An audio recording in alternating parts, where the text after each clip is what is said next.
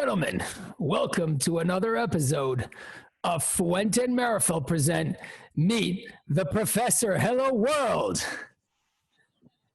How you doing, Professor? Everything good. Just waiting to see if Papo the Humo shows up. I don't know if Melanie will have to send up the link again, but... Where is Carlito? Anyway, Good morning, Melanie. Today's a great day. We have a dear old friend of the family.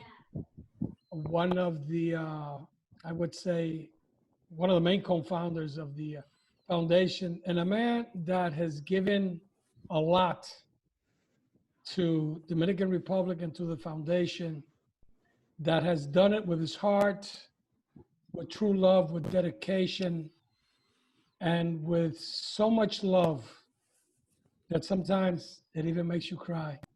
Like I call him Tony K. Hi, Tony. Tony, welcome to the show. It's nice to have you on.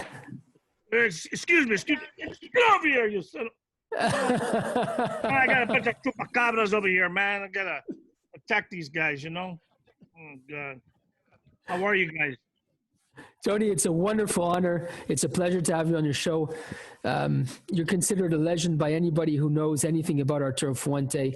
You're the man who's been behind a serious part of the foundation, the children's lives, making sure that there's rigor, making sure that there's happiness, there's structure. I mean, I don't even know where to start, and hopefully you're going to tell us all about it. But first things first, you just pulled out a legendary weapon. It is the Chupacabra killer. Tell us about it. That's it. Okay, so a few years after when I met Carlito, he sent me a gift, and I don't know if you remember Enrico Barron. Oh yeah, remember Enrico? So I was at the Hideaway in New Jersey, and a package came in. It was during Christmas time, and he goes, "Hey, this package just arrived for you." I go, "What do you mean, man? I just got here to New Jersey. I'm from California. Why would a package be here?" I don't know, but it came from the Dominican. I said, all right, let's open it up. Well, this is what came in, the Chupacabra bat. This is crazy, huh? This is called the Chupacabras out there. So Carlito says, hey, man, I'm sending this to you. We got to keep an eye on these guys and, bat over the head a couple of times, So that's where that, the Chupacabra exterminator, that's what we call it. The FFOX exterminator. Oh, man. A word that Jeremiah left out is, and I think that's one of the main things why Tony has advanced so much in his career, is discipline. I mean, when we talk about the foundation, especially, I've seen your sessions. I was at the last graduation. Can't remember where that kid got his first black belt. Jordan Ramirez, yeah. I've seen a couple of times there at the foundation, and I mean, and the word that comes to me when I think about you, Tony K, I'm sorry to call you Tony K. It's all good. Remember you, is discipline, which I know that later on you will talk a little bit about it. But let's talk a little bit about you. So you're born in Nicaragua, and I think a lot of people do not know it. It's going to be like breaking news from a lot of people. Because in the beginning, I thought you were like Italian. Is that right? Every country in the world you could think of, I said, where the hell is this Tony guy from? And talking the other day with you is that I found out, I know somebody had told me that before. I said, Nicaragua, I don't think so with a last name like that. But anyway, tell us a little bit about your beginnings. I know you guys left for whatever reason it was in Nicaragua and you moved into California. Economical reasons. We left in the 60s. I arrived in, we went through New Orleans. We left in Nicaragua in 63, 62, whatever it was. I was little, so I don't even remember, and I haven't even been back to Nicaragua, which I need to go back one day, Went to New Orleans. From New Orleans, we went to California, and that's where we laid our grounds at. In San Francisco, stayed there for about 10 years, and then moved into San Jose, and I've been here ever since. It was a good reason to leave Nicaragua for the economy reason, My mom wanted more for her children, and coming to this great country of ours. Cynthia, how's there? Oh, I just see Cynthia there. But hello there. It was a good choice. Hey, Cynthia. Cynthia, hello. How are you? Hey, welcome. Welcome, Tony. Hey, sis, what's going on? We're so happy to have you after all these years that we've been together. Yeah. 20 plus years, so many beautiful memories. We're so excited to hear everything that you want to share with us today. We love it, Tony. And I know we have just a short time on here, but after 24 years, there's so much to I'll fit it as much as I can. But it's been a wonderful journey for me in my life, to be around the family, be around the cigar family, and the people in the industry. I had a chance to even meet Jeremiah's dad, Rick Meerapfel, which was a beautiful soul, and he told me something when I first met your dad, because when I went to the Dominican, your dad took us to your dad's factory, okay? And Rick Meerapfel was there. And he kind of introduced me to both of them. I said, oh, wow, man, I don't know what to say, These are the guys in the tobacco industry. And he says, what do you know about cigars? I go, well, I like to enjoy it. He goes, do you know anything about tobacco? I go, no. He says, I only could count 5 families on my hand. One that knows about tobacco, this man right here by my side. That's your dad, Carlos Fuente.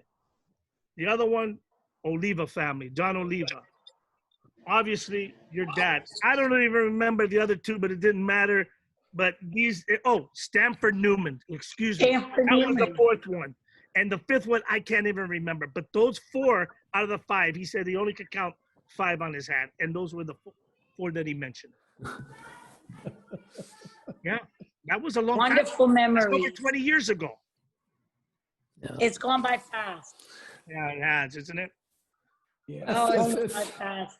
But that's so wonderful that you have so many beautiful memories with all these icons and these mentors, all of them. Yeah. It's special. So, Do Tony, you see let me my ask you background something. with the children? Pardon me? Do you see my background with the children? Oh, yeah, I see it, yeah. It's a special place, Tony, and you've been such a predominant part of the cigar family, and we're so honored to have you today. Oh, thank you. So, okay, tell us your story, please. Tony, so you arrive and you were there from Nicaragua. You were young. You arrive in San Fran. Then you go growing up. What was the first sport you were really into? What was like 10, 11, 12, 13? What were you into? Okay, so it wasn't the martial arts. We Believe it know or not. It was not the martial arts. It was BMX, bicycle motocross. Really, it was. I loved it. I loved getting on the bike, going to the dirt, jumping and racing. That was my favorite thing until I got about 15 years old. I did that up until that point. My mom says, "Hey, so now the martial arts comes into play." My mom goes, "Hey, your sister's getting beat up in school. She's getting her ass kicked all the time. You need to take her to go do some karate lessons." I go, "I don't know where to go. There's a place over there down the street. Go to that place and take her there so she learn how to defend herself." I said, "All right." So I would take her there twice a week or 3 times a week. I'd sit there, wait for her to do her class. And something sparked. I loved the discipline. I loved the confidence building, the self-esteem, the kicking and the punching. I always loved watching Bruce Lee movies. So that was one thing. But I still didn't want to learn the martial art. I just enjoyed watching it. But being there in a class, I said, I got to try it. So I asked my mom, can I do it? She says, sure, go ahead and do it. So my sister ended up quitting. She goes, I don't need to learn karate. You can do all the defense for me if I need it. You go ahead and learn it. I quit. I said, oh, shit. All right. Well, so that's where it all started. I've been doing it ever since I was 15 years old. Amazing.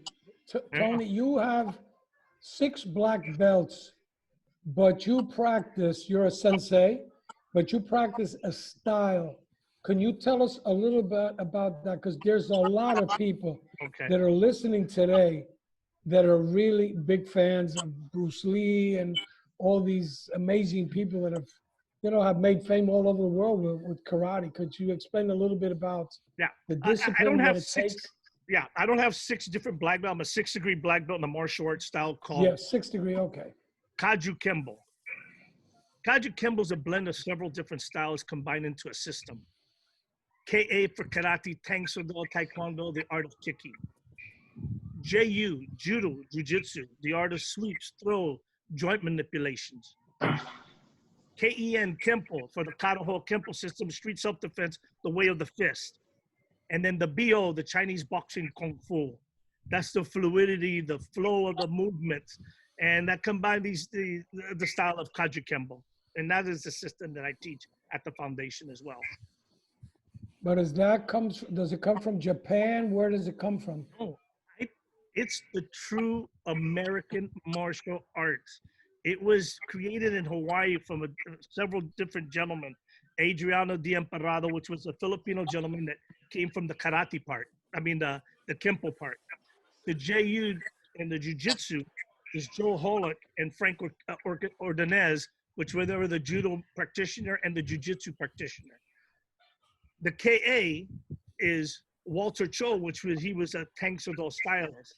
And then the BO Chinese boxing was a Kung Fu gentleman, but also Western boxing was Clarence Chang. These gentlemen combined it. They all lived in Hawaii in the Palama settlement, which was a neighborhood. And it was known from the 47, it was during the post-war era, 47 to 49, these 2-year period where they created this martial arts system, taking a little bit of this, a little bit of that, a little bit of this, to create some self-defense techniques that was more designed for street self-defense. And that's where the style became known as Kaju Kempo. Interesting. Because, we see all these movies and we try to figure everything out, even though I haven't seen a karate movie in years. Let me ask you this. So when does Tony start to smoke cigars? Oh, man. Okay. This was approximately probably 1995 or 96. That's what I'm thinking. Teresa, my wife, went to Cancun with her mom and my son. They went, a little vacationing and never smoked cigars. Okay. I don't think it was, maybe it was 94. I don't know, but 95, 96, maybe somewhere around there. She brought me my first cigar. She goes, hey, I went to a tobacco place in Cancun. I brought you a cigar. I said, oh, that's nice. Okay. Well, let me check it out. It wasn't a Fuente. Sorry, but it was a tubo macanudo. A tubo macanudo. Oh, a Hampton Court. Court. Is that what it was? Okay, yeah, so sure. I smoked it. Hey, I thought it was cool, man. I enjoyed it. A couple of them I had, I ran out. Now what do? I like this thing, I like smoking a cigar. I enjoyed it. Brought me comfort. It brought me a peace of mind, just relaxing, So I needed to go find a cigar to smoke. I looked in a phone book. There was phone books back then, okay? Yeah. And a place maybe you guys are familiar with, Mission Pipe Tobacco in Of San course. Jose, California. Donna course, Brown. yes. Donna Brown. Absolutely. Donna Brown. We Absolutely. did events there, Tony. I know. Remember when we did the event during the 100th anniversary? No, I When wasn't. we were celebrating the 100th anniversary. God, we go way back. Man, but let me tell you So something. exciting. And how it came about to get a Fuente cigar in there. I didn't ask for nothing. I'm walking around looking. I see the shelves. I see the cigars in the humidor. But one thing caught my mind was a picture. And I'm trying to look for it on my phone, but forget about it. It was a picture of Donna Brown in the middle. I don't know if you remember this photo. I Your do. dad was on one side and Carlito was on the other Yes. side. And I asked Donna, I go, well, something about the picture intrigued me. I wanted to know something. And I asked her, I go, who are these guys? She goes, oh, that's the Fuentes. I go, the Fuentes. Oh, okay. Well, I know they're Latino. Where are they from? Oh, well, their families are Cuban Americans. They live in Tampa. And they're from Dominican. They grow. I go, really? Well, what kind of cigar is it? He goes, Arturo Fuente. I go, can you show me where, there's so many in there. So she goes, this is the line, pick whatever you like. And so I looked. My first Fuente cigar was the Churchill. I remember that. Phenomenal Arturo Fuente cigar. I remember you saying that. But I wanted to know more about the cigar. So I asked her, she goes, you want to know something? You see that poster up there? There was a poster. It was the cigarfamily.com site. And they promoted this is people from all over the United States in a chat room. And I go, chat room? What the fuck is that? Okay, excuse me. So I get on this chat room. I go on, log on. You become a member. I don't know, there was all kinds of different people from all over the United States, and they're all talking about Newman and Fuente cigars. And I'm like, man, this is a place to learn. I wanted to know more. Of course, the internet is a place to know more about who's who in the industry, but I wanted to know more about the Fuente family, their story, and you can find everything about them. A video that I seen the Seeds movie, the video that Yes, with my father, right, yeah. right. So I I tell you that fulfilled what I wanted to know, but there was much more. But through the Cigar family site, we got to meet all kinds of people. Everybody had a not a code name, but I guess their handle name, right? So right. some people would be called JC for John Krause, or N for maybe Nick, or JJ. We all know JJ, or And he sends my his brother love. from I spoke with Hawaii. him yesterday.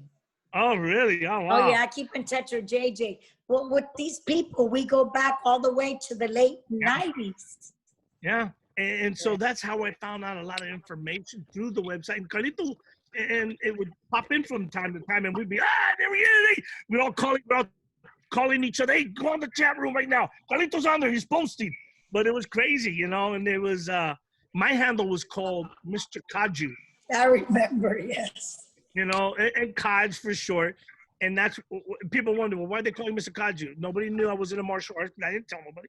Well, when they asked me, I'd say, well, I took a part of the Kaju Kembo and just put Kaju, But that's how I kind of, learned about Arturo Fuente, the family, the Newman family, and the great things that they were, doing, and, doing fundraisers not for the foundation that came later, but during this period from, I don't know, 1997, we all only talked to each other through the chat room.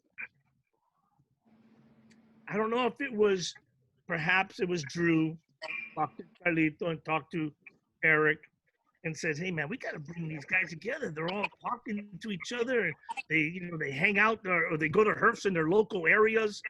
Let's bring them all together and call this thing Cigar Family Celebration. Cigar Family Celebration. That's right. That's where it all started. 1998. Yeah. That's where it in all. Tampa. So 50 people, they came with their spouses and were significant others, and they came to Tampa to meet Fuente and Newman families. And that's when I met Teresa. I still have the picture of us. Yeah. We looked like babies. We looked so young. I tell you, and that's where, the thing started becoming more of a family.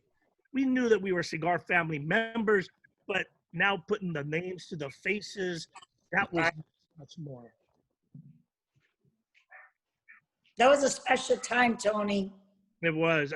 And getting to know everybody. I remember when Drew Newman came up and he talked to us. He wanted a website. And so many people were saying, well, what's the website? Yeah. This was like, 1998.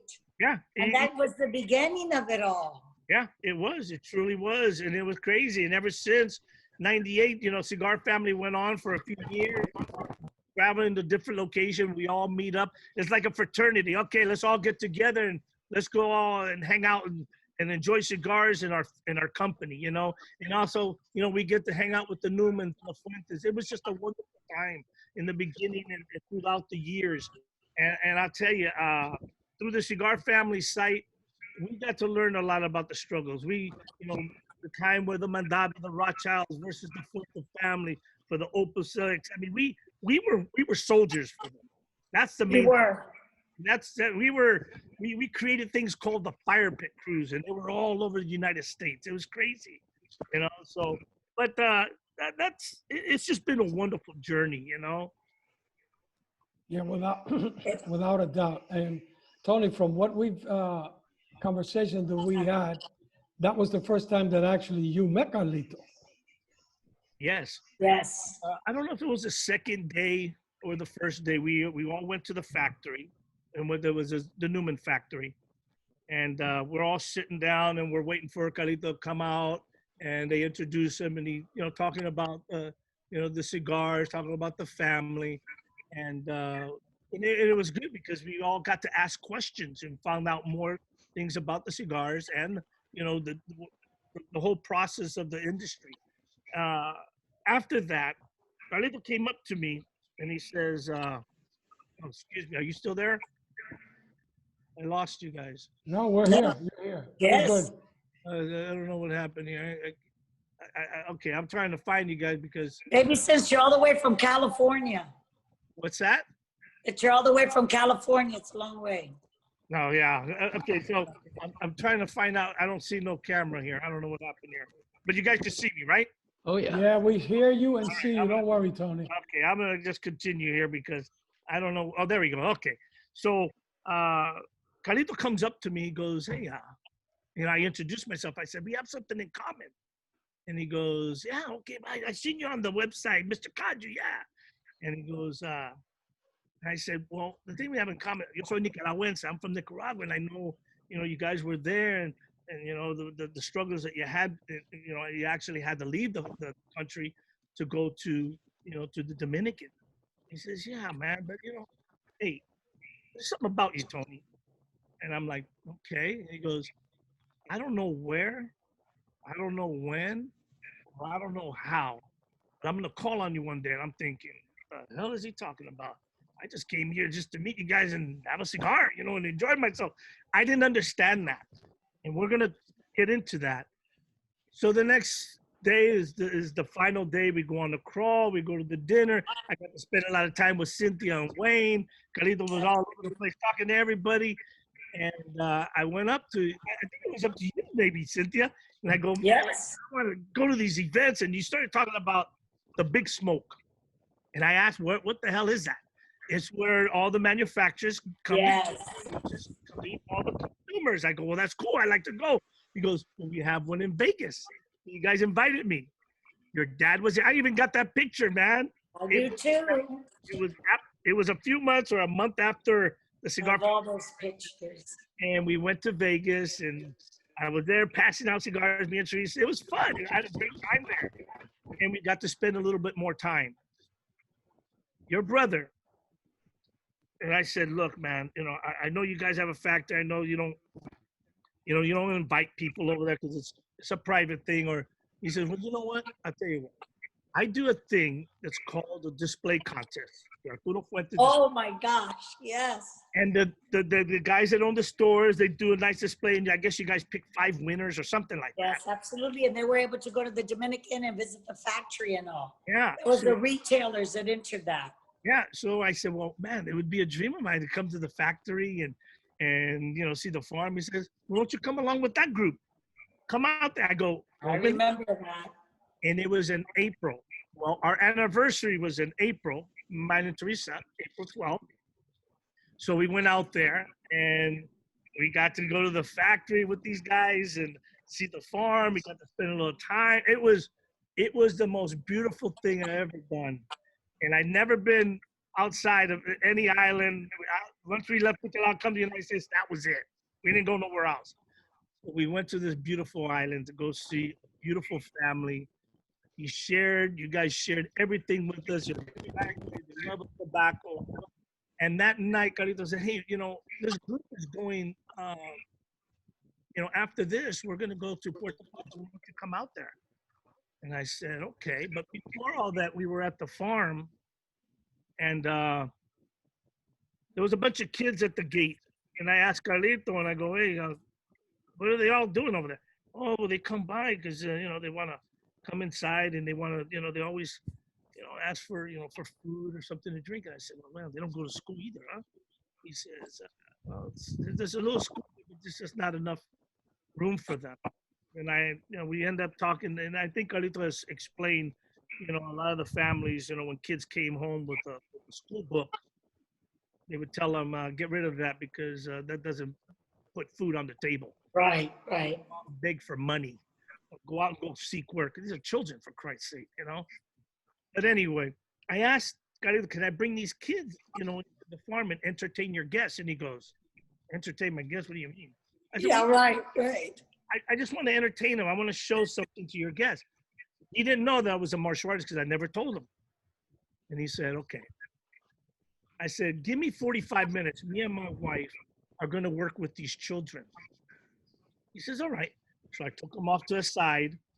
Everybody was at the gazebo. They're drinking, having some food. Yeah, the gazebo. We used to always go to that. The farm was so much smaller then. Yeah. There was no Hemingway house, Yes, no. There was no El Grito de Carlito. None of it. There was no paved roads. Nothing. No bridges, but those were good old days too, Tony. That was the beginning of it all. It's been a long journey. Beautiful. Talking about, 21, 22 years ago, right? Yes. And Danilo from the farm. We used to sit there in the gazebo and eat the fresh eggs with him and the fresh sugar cane. And just see the kids walking through the area. That was a lot of years ago. So we're so excited to hear all the story. Okay. And so I started teaching these kids, 45 minutes it took. And I'm going to tell you, teaching the kids in the Dominican was no other greater experience in my life than the martial arts. These kids were like a sponge. All they wanted was knowledge. They learned in that 45-minute time what it takes me 2 to 3 months to show a child here in the United States. They wanted to learn. They wanted something for themselves. And I said, man, this is exciting.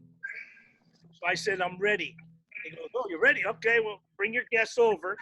He brought them over. And I said, the command, set, right 45, left 45. And he's like, look, what the hell's going on? And so they went through all these martial arts moves, did a wonderful demonstration. People were blown away. So he goes, I didn't know you were a martial artist. I go, well, shit, you never asked me. And I don't just smoke cigars, I got to do something. And so that's how it became, learning, teaching the kids martial arts the first time. And so then that's when he invited us to go with his family and the display contest winners to Puerto Plata. We got to spend a weekend there. We enjoyed the company of the guests there. And we stayed up late a couple of times, and Carlito says, I know, a couple of years we raised money on the Cigar family site for yes. He did the auctions. He says, I want to do something different on the website. Talk to all the Cigar family members. Let's raise some funds. You see all those kids? I want to build a room, an extra room, so more kids can go to the local school there. I said, okay, we can do that. So we end up going back it was in 99. We go back, we raise this funds, and it was something like $50,000 or whatever it was. Which was a lot. We needed it. Yeah, and so in 2000, Carlito says, hey, we got some money, we're gonna do something. We're gonna build the wing on the school. I said, okay. So in 2001, moving a few years ahead, I want you to come back to the DR. I said, okay. I want you to deliver this check for $50,000 in Santo Domingo. I go, I've never been there, bro. He says, don't worry about it. I go, you're going to be there, right? He says, no, I'll be there. Go meet somebody over there. I go, meet somebody? Bro, I've never been there. He said, don't worry, let's go. I'll meet up with you. I said, okay. So I met a gentleman over there, and he introduced himself to me, and he says, hey, you know why you're here? I go, yeah, I came over here. $50,000 check that we raised on Cigar Family site from Cigar family members from all over. And he says, okay. And I said, Carlito said, this is where we're going to build a wing on the school. He said, no, we're not going to build a wing on the school. No. I said, okay, well, what's Carlito at? He said, he'll be here shortly. He didn't explain that to you, what the Fuente Newmans are going to do. I go, no, I mean, I know that they wanted to build a wing on the school. He says, no, it's much more than that. They purchased 23 acres. I go, 23 acres? I'm going to grow some tobacco. I don't know. I mean, I'm not putting the foundation together yet. He says he's going to build a complex.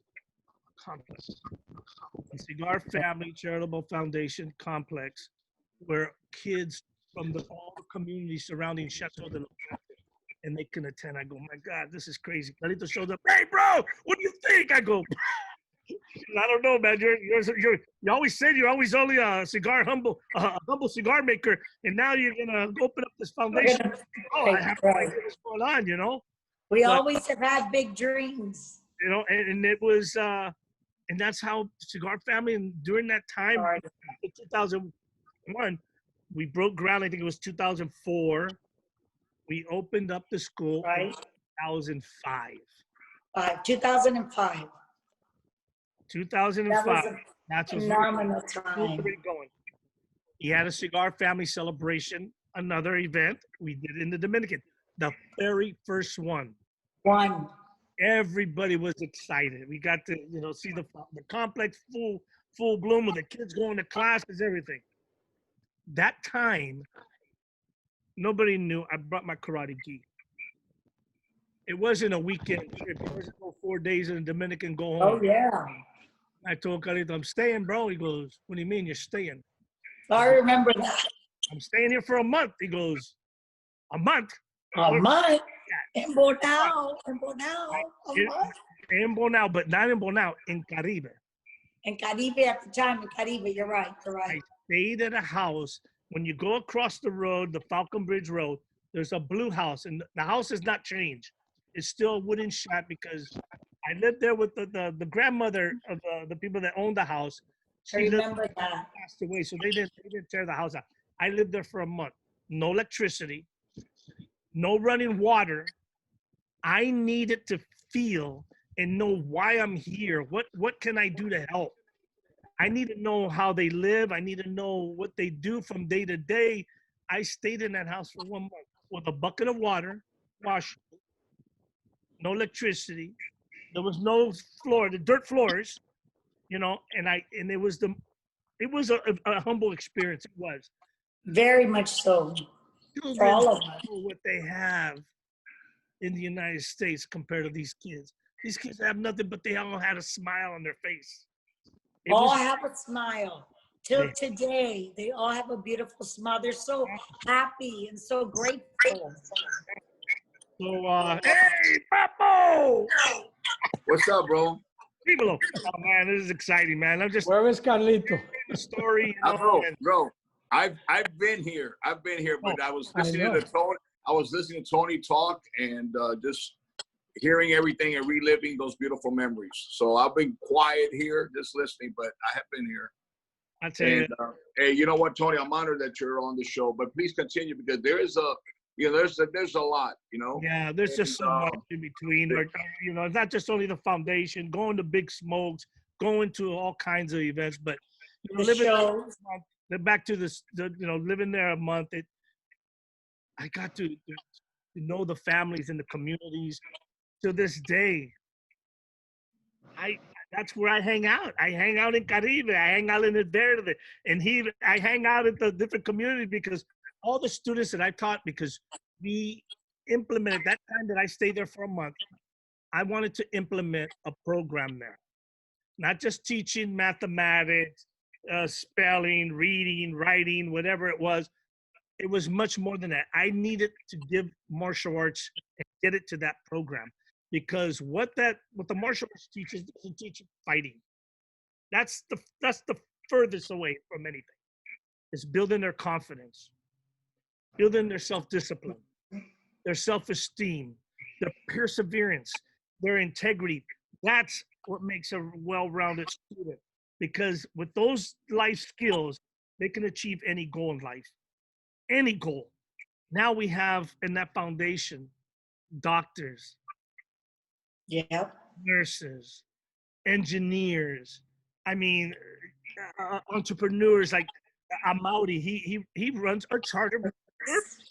This kid that graduated from our foundation now has his own business running those big tour buses, gigantic ones that you see, Caribe tours. He lives in Caribe. He hires the people in the community. He's giving back. It was always about giving back. Giving back. And I tell you, and I felt being there that month, it was a calling. Carlito had a dream. He shared this dream with all of us. It became a part of our, we were a part of that dream, not knowing it. And it was just, I don't know. I've been living in that country for 15 years, since 2005. I have not let up. I go 4 to 5 times a year, stay there a month at a time. I leave everything behind because it's something that I have to do. Those kids mean the world to me. I've seen them grow up. I've seen them graduate. Now they have families. I know. It's my life. Beautiful. And it's a gift that the Fuente Newmans and my brother Carlos and you and you guys have given me. Something is, I never knew that I was the type of person to give back. I'm going to tell you the truth. It was about being a karate champion. I was a martial art. Nothing else mattered to me. But because of this, I got to do something much more. It was never about, as you say, it's never about the cigar. It's about the people. And this thing that I do there is, I wouldn't trade it for the world, man. That's it. That's my place. That's my home. I love my kids. I have over 500 kids, probably 1,000, 2,000, 3,000. They're all I love them. I mean, the families. I've been through some wonderful times and some bad times where they lose a family member. But that's what Cigar Family. I mean, that foundation is a place where dreams are being fulfilled. Fulfilled. Do you know? I don't know if people could comprehend it. Without that, these kids, I don't know what they would do, especially the kids that I taught in the martial arts. These kids were, they're from the streets, from the village. They're fighting to survive.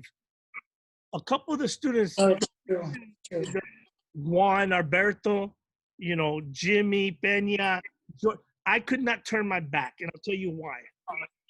I was afraid I would have got stuck with a knife, and then that's the kind. No, that's what was happening there. It's not happening no more. I mean, it's unbelievable. The changes, and not only just the foundation, but when you go through the community, you don't see the wooden shacks anymore. We got Wi-Fi, we got fiber optics, and people can get internet going anywhere you go in the 13 communities surrounding Chateau de la Fuente. Let me tell you something. We got paved roads. We got power lines everywhere. It's unbelievable because of the foundation, because of Fuente Newman. The people that are behind this foundation have created something for these kids to see a future.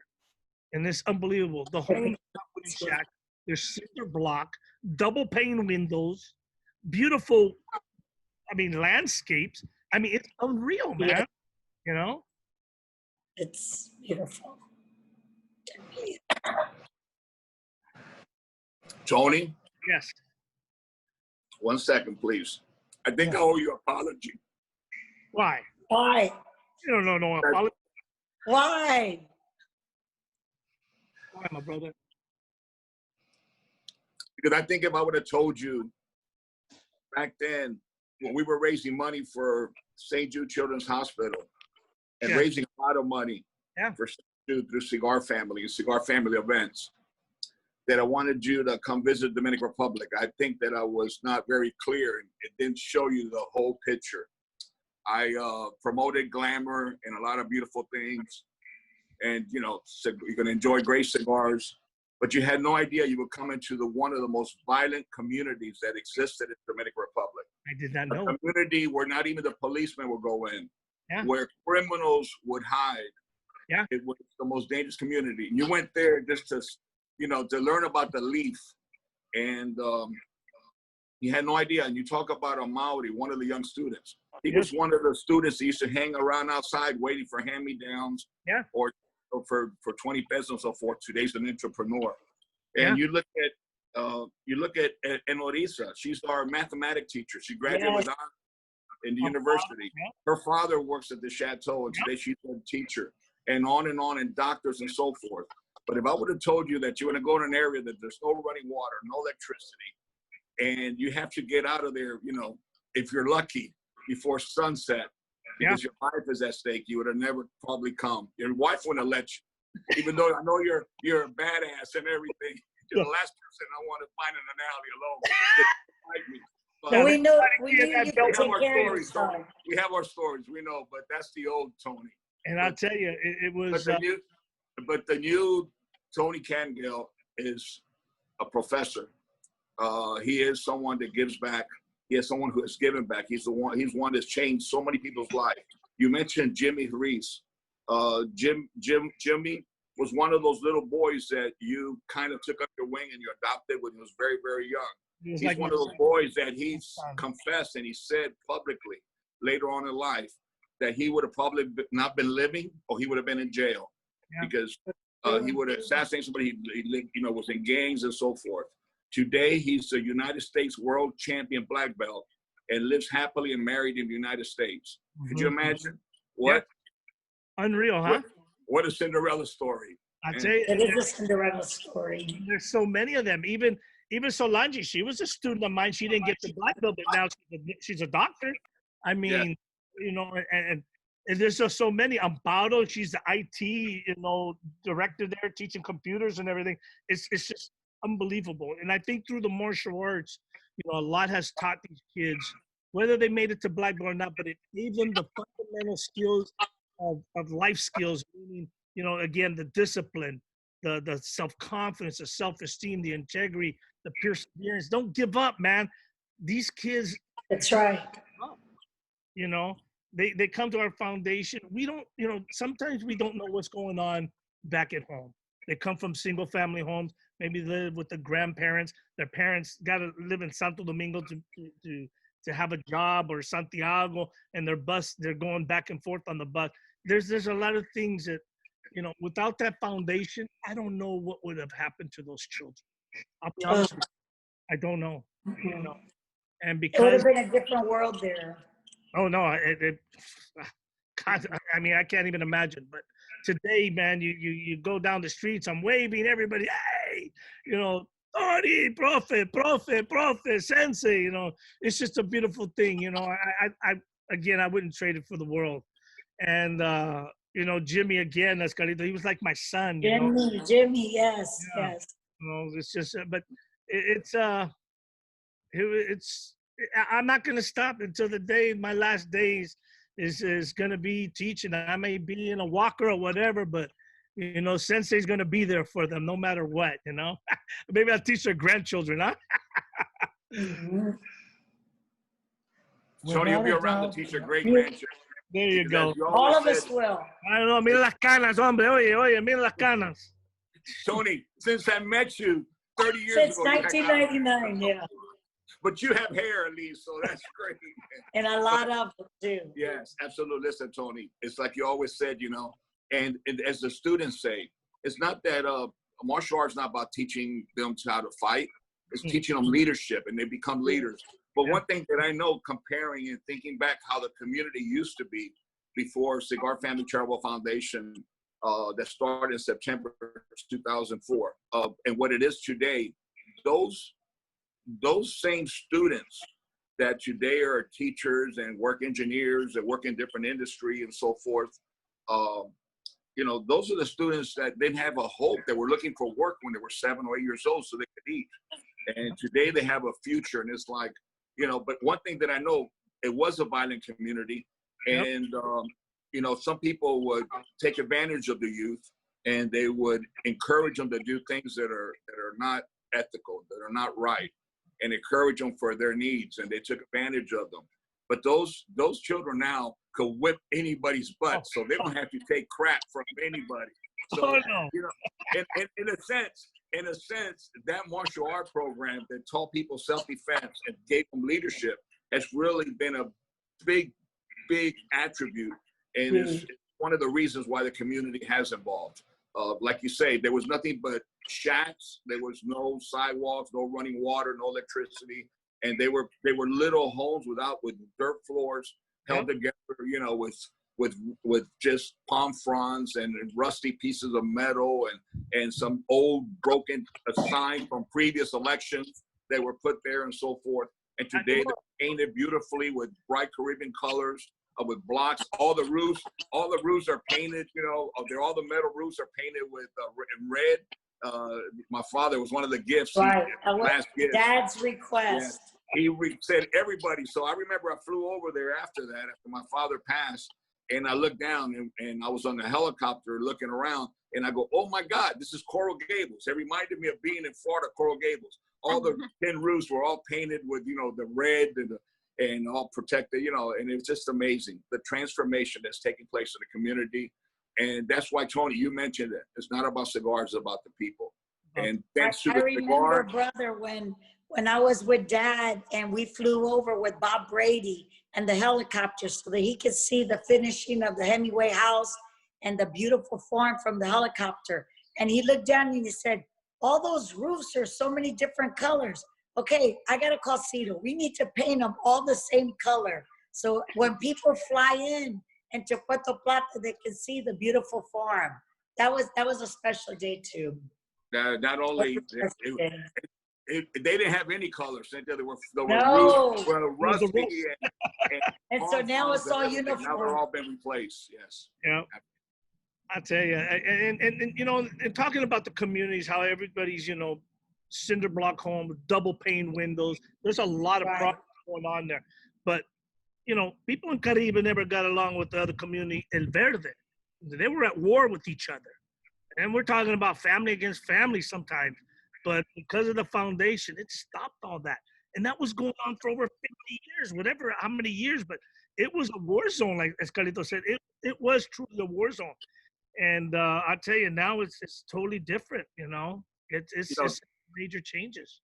Kaju. People might not know that this still exists, but those in the United States probably remember, or maybe they're too young to remember, most of the audience. But it was like the McCoys and the Hatfields.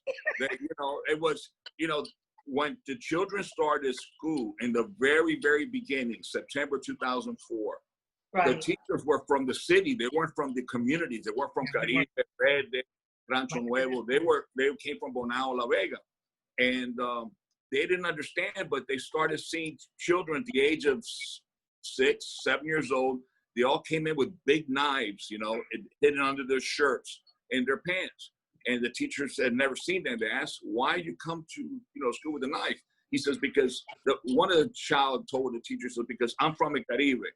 And there are students here from El Verde. And if somebody gets near me by El Verde, I have to stab them because they're my.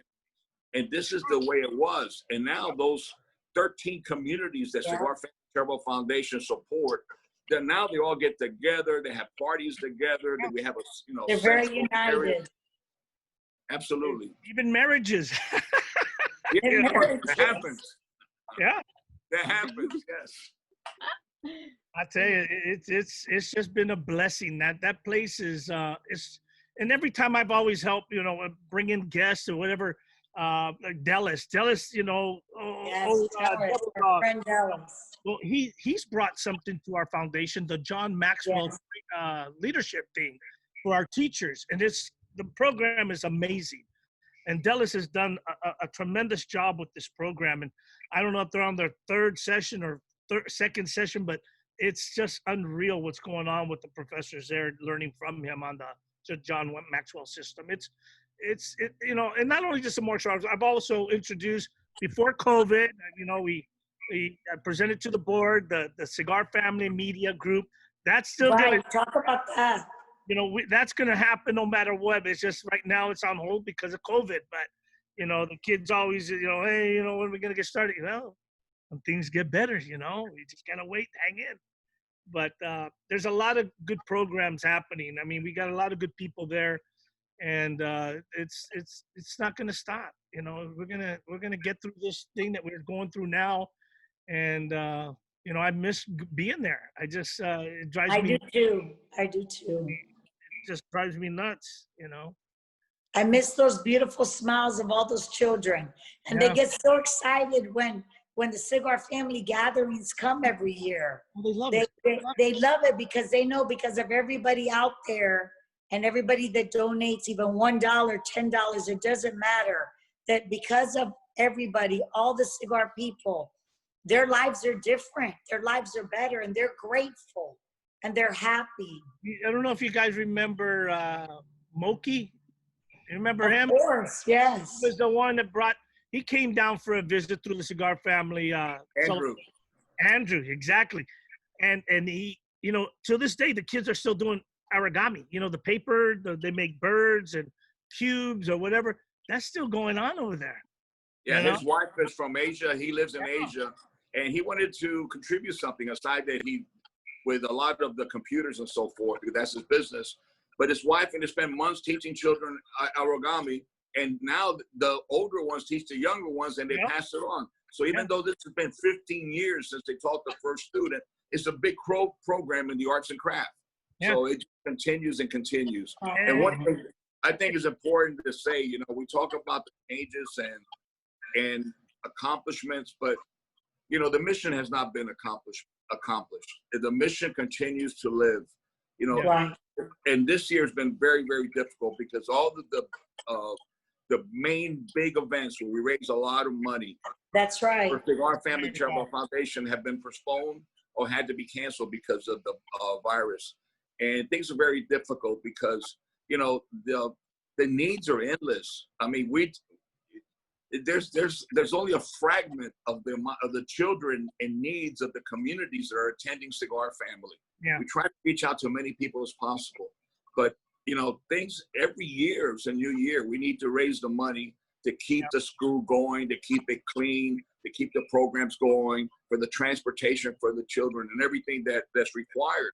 It's you know, it's changing lives, and not only changing lives, changing communities, and it has grown, or it's like, you know, the seeds have the flowers have produced more seeds, where today I know of 4 or 5, maybe 6 different foundations in different areas of Dominican Republic, near the border of Haiti, in different places where are, you know, that had dire need of help, that today there are foundations that have been started by successful business people, entrepreneurs, which is modeled after Cigar Family, which is inspired by Cigar Family.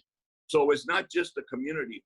This is spreading around the world. You see people in Nicaragua starting foundations. You see, I mean, this is getting around. People are starting to see that it can be done. It can be done with hard work and belief.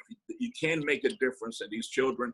And that's how you could change the world, by changing the life of a child one at a time. I mean, you went to the UN and now it's a model foundation, you know? I mean, that's something that, I mean, you never thought that was going to happen. I mean, it's crazy. And I'm a humble cigar maker. Like I always said, I continue to be born in a little wooden house with tin roof in Ybor City. And today, Cigar Family Charitable Foundation is recognized by United Nations as being a model of the Caribbean of social and corporate responsibility and giving back.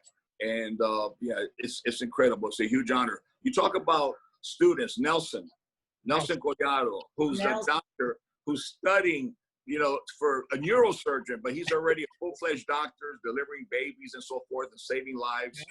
His dream was to get through the 8th grade so he could work in the tobacco fields. Now he would never pick a leaf in the tobacco fields. He is now saving lives. He has been selected of all the students of the Dominican Republic to represent the youth in the United Nations.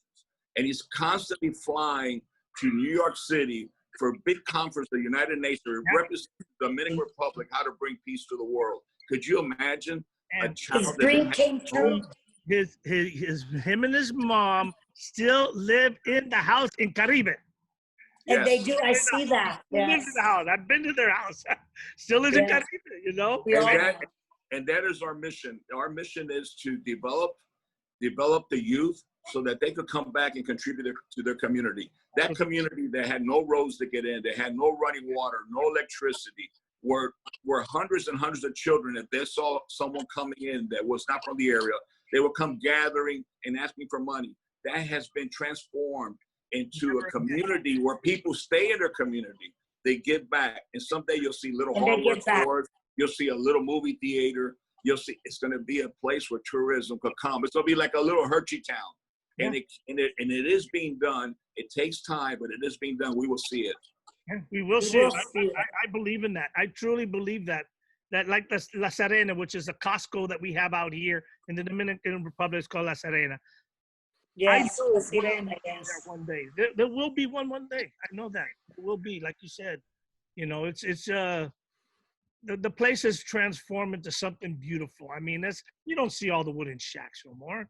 I don't see. I mean, you might see them further out, but man, it's just roads going all the way to it. No muddy roads. There's light, everything. Yes. Tony, in life, it comes to the point. First, you see with your eyes, and then you fall in love, and you see with your heart.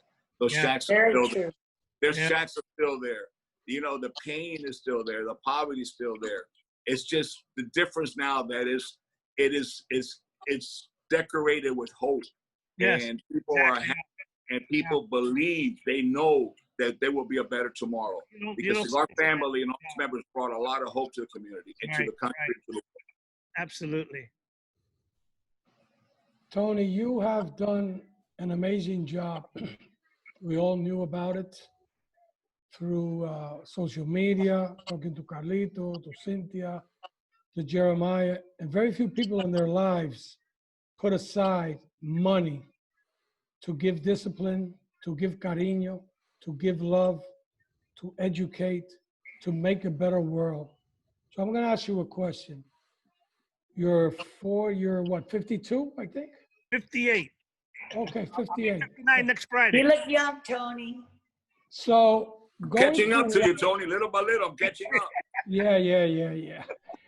Tony, if you were to say one thing about your life, what would you say has been the most memorable moment of your life? Something that you will remember for the rest of your life?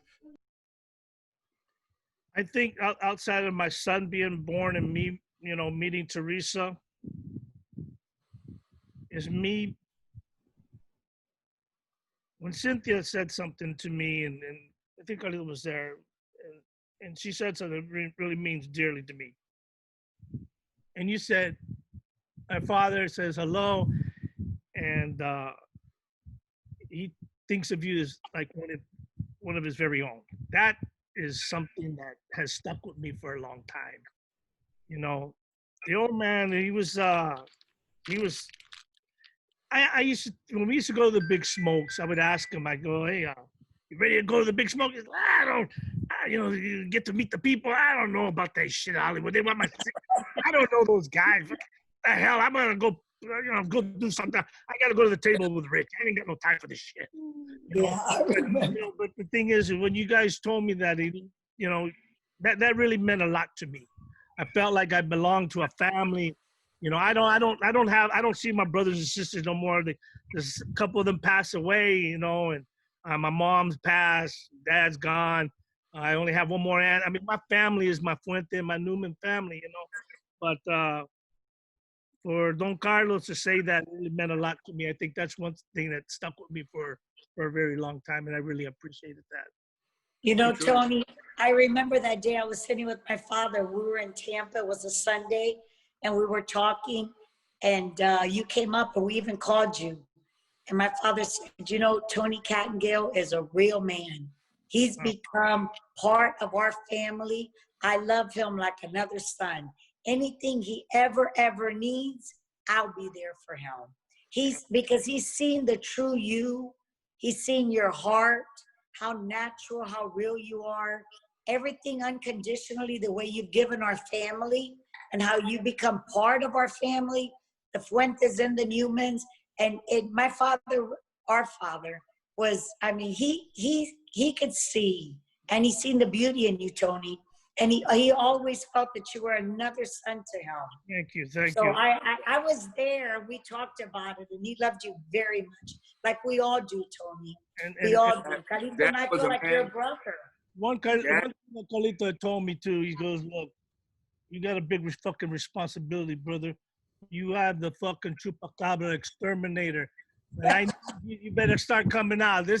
He gave me this over, man, I was at the hideaway with Enrico, God rest his soul. And when this came in the mail, I didn't know what was coming. I was in New Jersey visiting Enrico, and he goes, hey, you got a gift from the Dominican. And I'm like, what the hell is this thing? It's the FFOX Chupacabra Exterminator. Oh, God. Carlito has bestowed me to make sure these chupacabras that come out, hey, get over here, you son of a, well, excuse me, there was one coming over here. But anyway.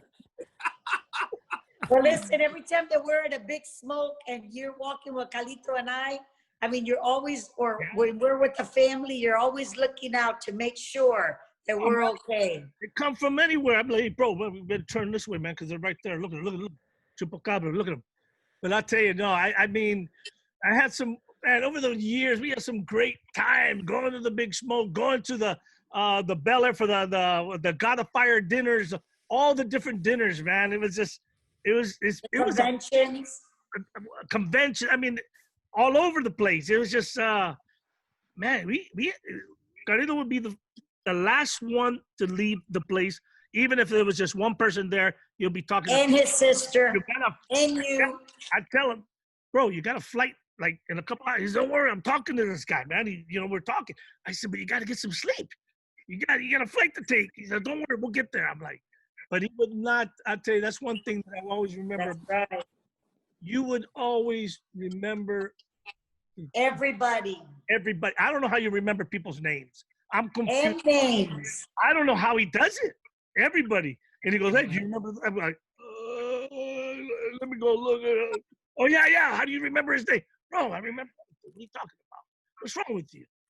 But I don't know how they do it. He's, How many times when we were at like a big smoke or a convention, and then Carlito would literally go to his hotel, pack his bags, and go straight to the airport. Yeah.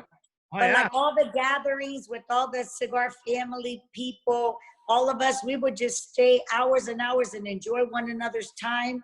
Yeah. And we never left till we talked to every one of us. Every one of them, all three of us. Hence the name. And we loved it. Family. We loved it. Our family. That's what it's all about. They're our family. Unreal, man. They're our family. Like Joe from Hawaii.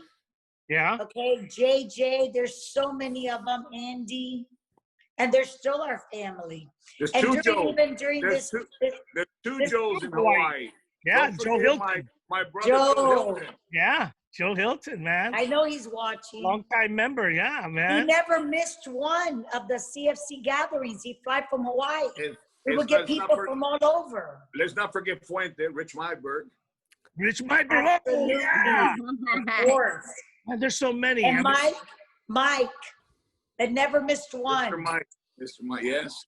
Mr. Mike, man, there's so many, huh? No, there's tens over. I think about we looked once about 13,000 members.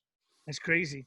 I remember when they started issuing numbers, and I didn't like, what the hell? I mean, it was just one time I was like 197. I'm like, that was pretty high because I should be down in the teens down here.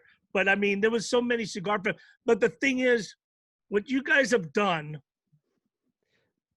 What we have done together. Yeah, together.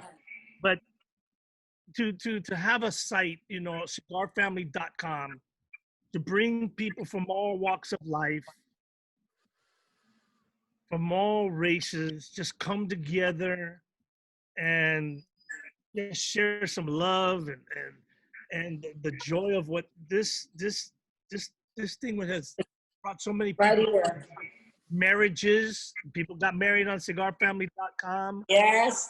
At Chateau de la Fuente. Got married, Nathan Holly. My God, that's right. There's so many things that have happened, Under the A Royal Palms. My gosh, and it is a place of dreams. Chateau de la Fuente and Caribe, it is truly a place of dreams. And I feel that, when I pass, I know that my dream has been fulfilled because I was given a chance to give back. That's, you're my friend, you're my brother, you're my mentor. You have given me something that I never thought I would be, man, is giving back. Giving back. I just, that's the greatest gift that you ever given me. And I thank you for it, man. Out of my heart, my brother. You've given me something that I don't know how to repay. And I just, you allowed me to share something that I learned from my instructor, and now I'm passing it to somebody else.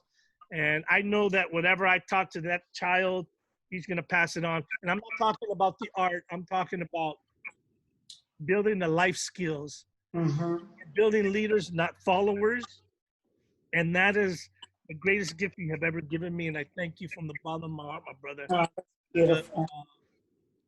I just, You've given so much more, Tony, but you're absolutely right. It multiplies. And every one child that you teach and every one child that you inspires 10 more children. Yeah. And that multiplies and multiplies and that multiplies. So we're seeing the fruits of Yes. your labor.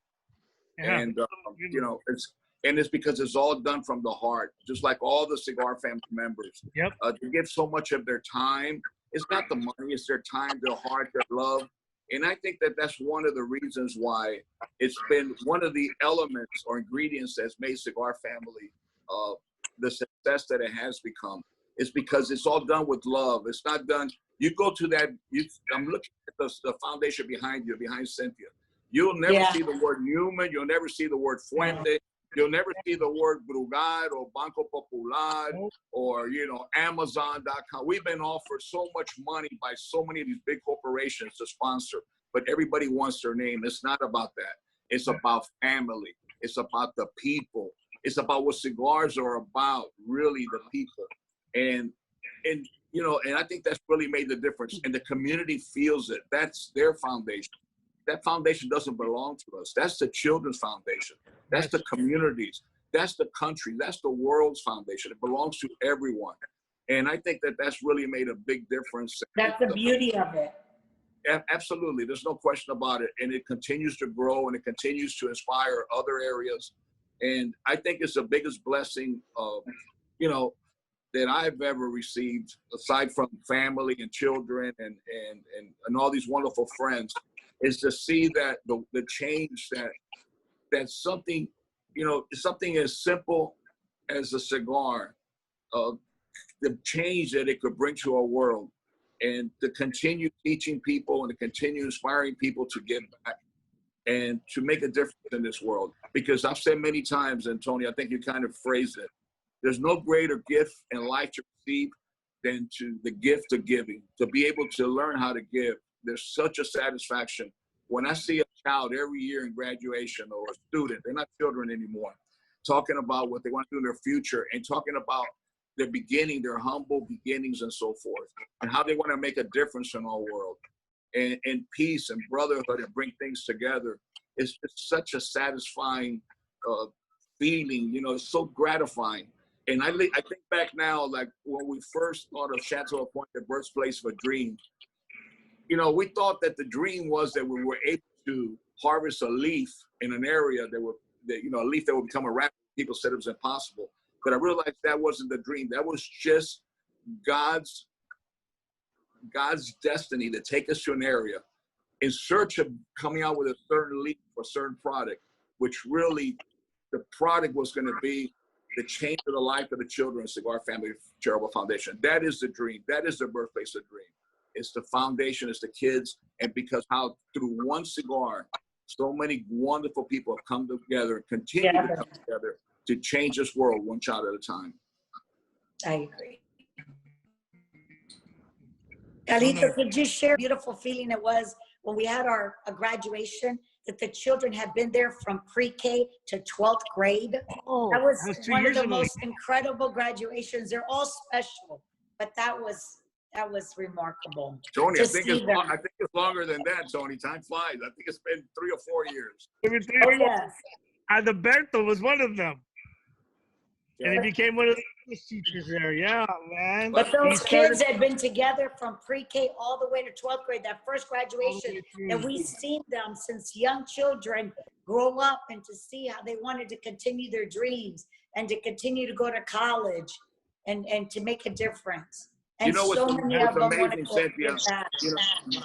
There is not one graduation where everyone is just not pouring in tears of satisfaction and happiness, and we just can't believe it.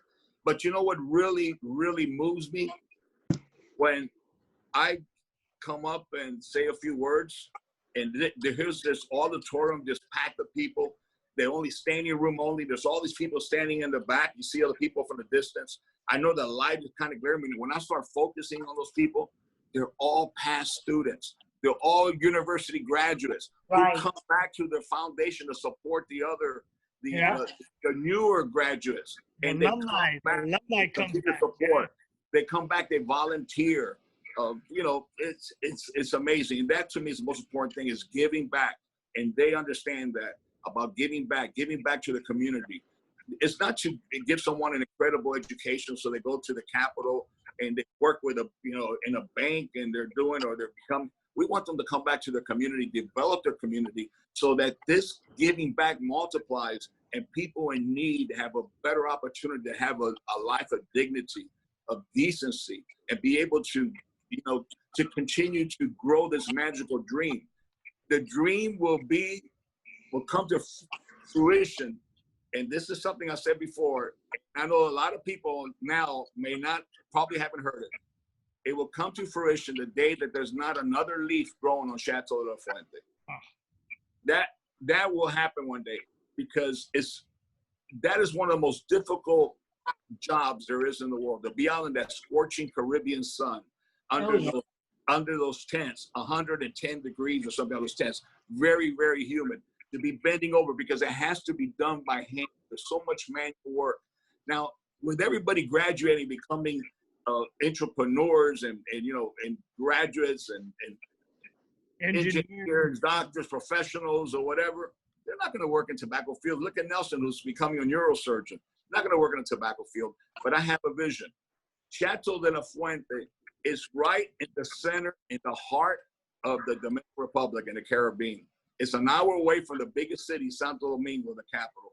It's an hour away from Santiago, second largest city. You've got major cities not too far away, half an hour away. You have Bonao, half an hour. You have La Vega, half an hour. You have San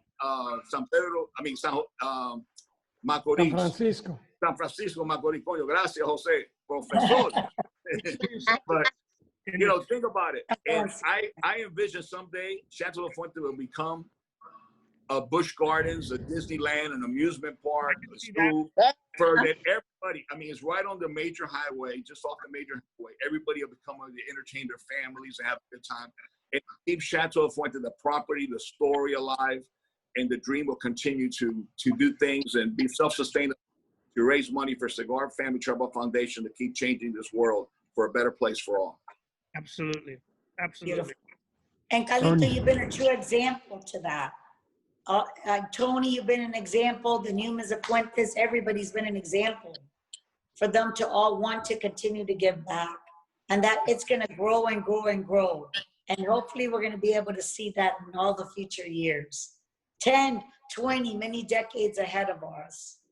Absolutely. Tony, this has been one of the most humbling shows since our beginnings. We've had a lot of people come on over the last few months, but when I see the amount of, they're not questions, the amount of words and sentences of love which are being sent your way, the gratitude which is being shared with you and Carlito and Cynthia and everybody at the Cigar family and the foundation, the amount of people that have logged on and are watching this show, Tony, it's just absolutely mind-boggling. And I think it translates something very special. It translates that glitter is beautiful, but true values stand out beyond all. And today is a tribute to that. It's proof of that. And I think all of us here, whether it's the Fuente family or anybody who enjoys human beings, who cherishes human beings, who respects human beings, can only have the highest gratitude towards you, the highest appreciation towards everything that you're doing and everything that you continue to do, the highest level of respect, admiration, and probably a very fond and deep love for the human soul that you are. Tony, thank you very, very much. You're a very special man. I tell you, there's one thing that I don't know if Carlito remembers. This is a kind of like an embarrassing thing, but it was my embarrassing moment. I think. Hold on, Tony. Hold on. For the embarrassing moment, it's Melanie's hotspot. Melanie. Hotspot. Take it to the hotspot. This is the hotspot for Carlito, though. Maybe for me. That is my favorite thing to ask, for sure. What is your embarrassing moment? I tell you, mine, being a martial artist, I'm a tough guy. I don't know. I can defend myself. Even At my age, I still got the speed. There's no doubt about it. I ain't afraid. We went to an event. Me and Carlito went to an event in Napa. Went to go see Brenda Roberts. Yes. And Beautiful manager Brenda was there. Roberts. You remember this, Carlito? I don't know if you remember, but you know, I never forget. We spend our time there, and you know, thanking God. I still thanking God every night. and God, I'm still alive, you know. But anyway, we wanted to get a refreshment, a cocktail. Let's go somewhere and go have a little bite, maybe go get a drink. And he asked the young lady who was the manager, I forgot her name. He goes, yeah, well, there's this one pub over here. Why don't you guys go there? I'm going to be there a little earlier. Why don't you and Carlito, after you spend time with, you know, with Miss Roberts, and then meet us over there. I said, all right. So we started walking through Napa, and we get to this place. And it's like a patio. There's a, 5-foot wall, whatever. We noticed there was a scuffle. And so I'm looking, what's happening? Well, the girl was in an argument. I don't know if it was her boyfriend or ex-boyfriend, whatever, and something was happening. They broke glass. They broke a bottle. Broke a bottle. And next thing you know, it's like, bro, we got to do, well, shit, I don't know. We're trying to get over. I don't know how this guy did it. There's a 5-foot brick wall, like a partition. He flew over there before I got there. He was already ready to crack the guy in the back of his head. And I'm like, what the fuck is going on? I'm like, I'm the marshal, right? I'm supposed to be over there, you know, there before he was. And I'm over here like lost. I'm like, this is embarrassing. What's he going to think of me? I'm a 6-degree black belt. He's there before I am. He goes, Tony, come on over. I'm over here trying to climb the goddamn thing. I don't know how you do that. I have no idea how you climb. You leaped over. It wasn't even climbing. You leaped over the damn thing. How'd you do it? I was a lot younger, and I saw a young lady in danger. That's all I needed to see. That is my most embarrassing moment for myself. I just like, oh my God, this guy, you know, I'm over here teaching martial arts, and he must be thinking, we're for shit over here. Look at him. Man, stick to the bat, my brother, huh? Anyway, that was the story I wanted to share because this guy's a tough, you know, he's a tough motherfucker. I tell you, he is, you know. And I remember another time when we were at the Peninsula. He goes, how many push-ups can you do, bro? Come on, man. I can do some push-ups. Oh, you can't. And he's pushing off, and I'm like, oh, shit. I'm tired, man. I'm going to go to bed. I'll see you later, bro. I'll see you in the morning. But he was I don't know. You guys never seen photos of Carlito, have you? Previous, Cynthia, you remember bodybuilder? Of course. Tony, Yeah. I think Tony, you don't realize it, but instead of bringing pleasant memories, I'm starting to feel bad asking what the hell's happened to me. You know, that's a lot of years ago. Wait, it's COVID. It's COVID, man. COVID stopped everything. I can remember my brother Carlito when he played in the band Pieces, where they used to wear the ruffle shirts and his hair. He was beautiful then, and you're beautiful now. That's for sure. All right. Well, it's time for Rich. Rich, give us the joke of the day. Hello, Rich. Rich, everybody. Hello, How you Rich. doing, Rich?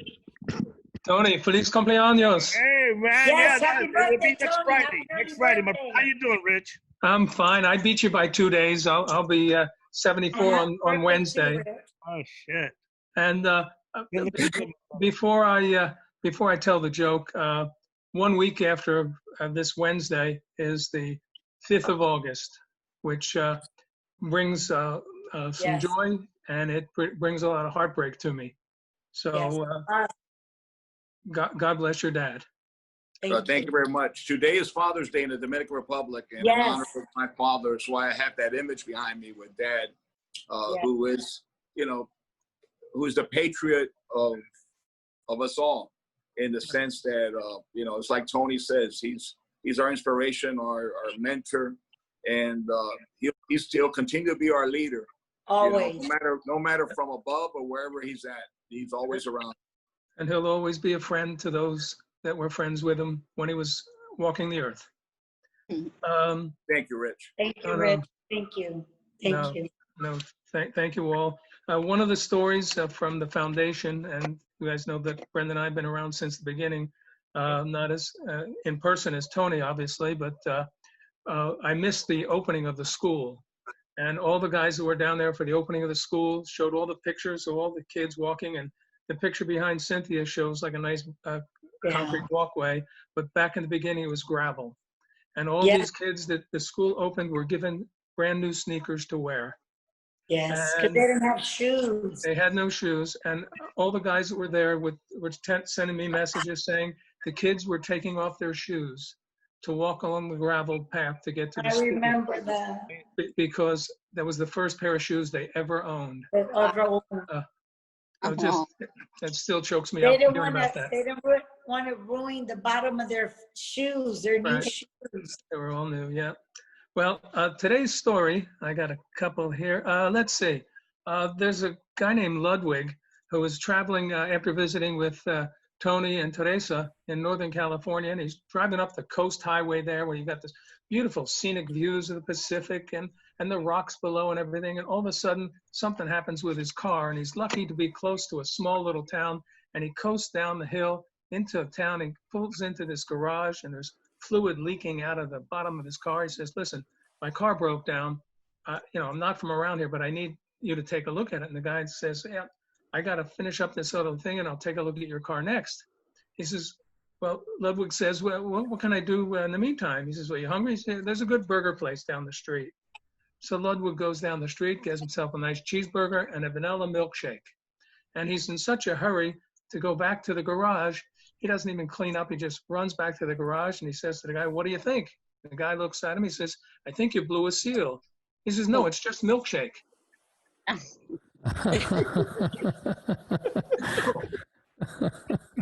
Very good. Thank you very much, Rich. Thank you, Rich. You're welcome, guys. Thank you, sir.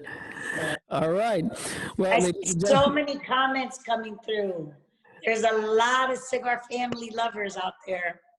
I want to send my love. I got to my love of love, to Benta and all my family in South Florida who are watching, to Jose, to, Nietzsche, to all of, and there's so many people, and Papo's here, and there's so many Papos out there. Franklin, JJ. But that's nice. Andy, JJ. They're all watching. JJ, we can't have you on the show because, I don't want you to give some of our secrets up. With our stories, are censored. We can't give them some of our stories, JJ. Those late after hours, man. Carlito, I just talked to JJ yesterday and I FaceTimed him. He said he was on his 9th Fuente cigar yesterday. He's completely quarantined. And he says, so I'm smoking my cigars and having my Jack Daniels. He looks great, though. JJ and JD. Yes. That's I great. tell you guys, Jose, Carlito, Jeremiah, you guys, with this show, it's got to even continue even after COVID. This is something you're reaching people from all over the world and sharing the stories. This is history, and I know it's going to be on YouTube forever, whatever, but what this has done, thank you for, having this show for everybody. It's amazing. I know that Carlito's on different shows too. I see Cynthia in a different other podcast or whatever, but everybody's going on these different, even Jeremiah when he was on the other one with the Cigar Journal. But it's amazing what's going on. The social media thing is huge. We never give up. We always keep on going. I just saw, this is what's heartwarming about cigars. And once you build a relationship through cigars, it's real. And there's a gentleman named Steven Spector. I remember I sent cigars when his son was born. I met in New York many years ago. If I remember correctly, my memory serves me right. He was in financing on Wall Street. And he was and is a big contributor to Cigar Family. I have not seen him in so many years, but his name just came up. And Steven, thanks for remembering me. And thanks for, always being there. And a lot of hugs. Hope you and your family are well. All of you. This is what it's all about. It's about the people and the relationships. And I think that's the biggest blessing that I could take with me in life is all the wonderful people that I've met over these years. And all through cigars. Man, that's a long time member, man. Steve's been around a long time. Big time. Tony, if you could talk a little bit about like the time that you spent there, the months that you lived there, like about the program, all the beautiful dancers at the foundation. When it's the festival in February, how you're always a part of the festival. Oh, the carnival. How they've won contests. Could you elaborate on that a little bit? No, the students, they've won a lot of contests, our students, the compas or whatever, the dancers and stuff, they would win gold medal all the time in all the different provinces. There was even a time where they weren't even invited to go back. Even our baseball team, our basketball team, they weren't invited to go to the different regions because they were winning all the time. So they said, you guys always win everything. Can you let some of the other people win? Think about this. This is people in the community. There's so much determination. Mathematic program. Contests, spelling. They won't let them compete in English, English competition, and spelling, and math, and science. It's crazy, And who'd have thought, And you can go to our foundation. We have a room full of awards. Medals, awards, everything. It's incredible what that foundation has done for the people. It's just brought their spirits up, competitively. I think the biggest program is to come, and that is the School of Arts.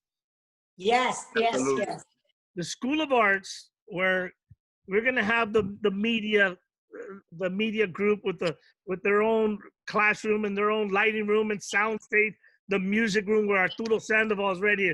The Arturo Sandoval School of Music. Absolutely. We've been waiting. That is huge. The School of Arts is going to be a whole different complex. I'm looking forward to that. I know we're going through the COVID thing, but that is coming, and that's going to be a spectacular. We have our school.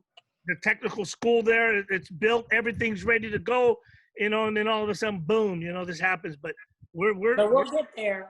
We're going for it, It's going to be amazing. And then we got Dallas, doing the John Maxwell training. So he's still doing it on the every Thursday or Friday it is. And the teachers still meet up, and that's a good program that we started at the foundation. And hopefully we're going to work that in with the school, with the students as well. Wow, there's a lot of plans, a lot of great things moving on. And Tony, I think you're going to be one of the people leading this forward into the future. So what would you like to tell everybody before we have to wrap this show up? First of all, let's give thanks that we're all here right now. First of all, we all are going through a tough time. Right now, in the United States, we got that, and probably all over the world. This COVID thing is really, it's tough. But you know what? Things like what you guys are doing, I'm all for this. Whatever you guys need or ever, any type of anything, you can call on me for anything. I would like to know that when things get better, when Nicaragua, Carlito's ready to go down there and open the factory and we get a foundation going there, I'd like to go back to my country and do something there as well. But just love one another. That's all. Just show the love for one another and never say and never be afraid to say, I love you. And I love you guys. Thank you. I love you, Tony. We love We you, all love Tony. Tony, great. Well We said, love my you. brother. Well said. That was a hell of a show. Mr. Tony K, the one and over Tony K. Thank you very much, Tony. All right. Thank you, guys. Ladies and gentlemen, next week on Fuente Meerapfel present Meet the Professor, the guest of honor will be, Professor? Mr. Dave Garofalo, one of the greatest retailers in the United States, a good friend of all of us here, a person that has done business successful for 35 years. He's dominant on social media. We're going to hear a lot from him. We're going to learn a lot from him. It's going to be an honor, a pleasure to have one of the best and biggest retailers, more conscientious retailer in our industry, Mr. Dave Garofalo from New Hampshire, the owner of Two Guys Cigars. That's the guy that was, hey, can I interrupt real quick? That's the guy that won the display contest that year when Absolutely. He came with his mom. Absolutely. Yeah. His mom came. Yeah. One of the first ones. Yeah. Absolutely, man. Wow. Hey, what a coincidence. All right. Cynthia, Melanie, El Papo de Humo, Professor, and of course, Tony the Man. Thank you very much. And we'll Thank see you, guys. next week, same time, 11 a.m. Eastern Time on Fuente and Meerapfel present Meet the Professor. In the meantime, take care of yourselves and of each other. Be well for now. Bye-bye. Happy Father's Day Bye. to everybody in the Dominican. Happy Father's Gracias. Day. Bye-bye. And happy birthday, Tony. Thank you. I'll talk to Happy you guys. birthday, brother. Teresa, too. All right. Bye-bye, guys. We love you guys. Happy Sunday.